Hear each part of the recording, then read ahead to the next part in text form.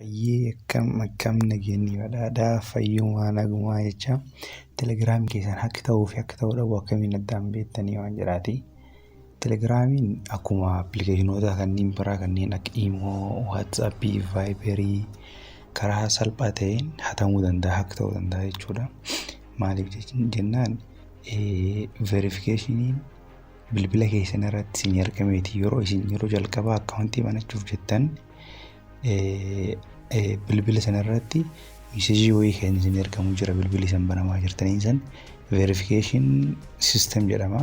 San jechuun bilbila keessanii appilikeeshinii san qamartuun haala salphaa ta'een akka ta'uu danda'a jechuudha.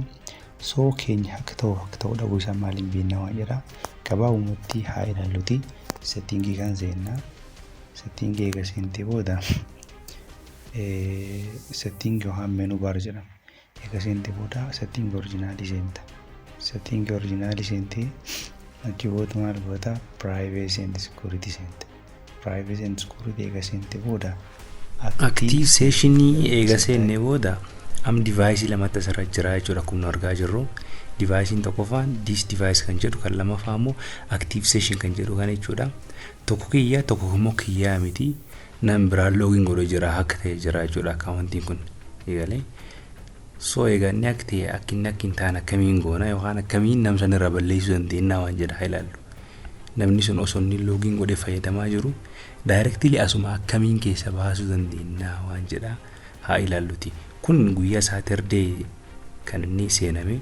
So keessa baasuudhaaf terminate all session kan jedhamu kan irratti click goonaa jechuudha. Akkasitti hunda xumurree jechuudha.